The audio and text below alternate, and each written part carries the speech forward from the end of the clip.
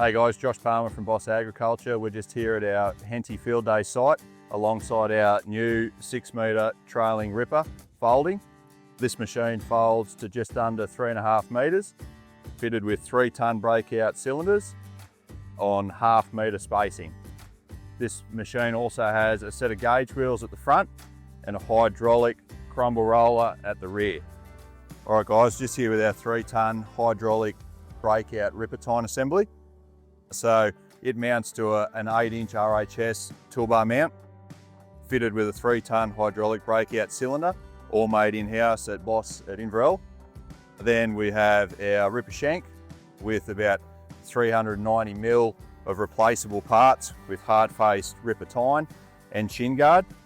This machine is capable to a max depth of roughly 1/2 metre, but as I said, you have 39 centimetres worth of replaceable parts.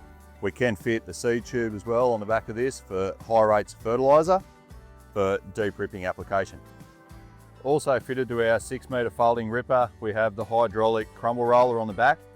This crumble roller can be adjusted on the go for different purposes and different needs. For further information on our 6 metre folding ripper, visit bossagriculture.com.au.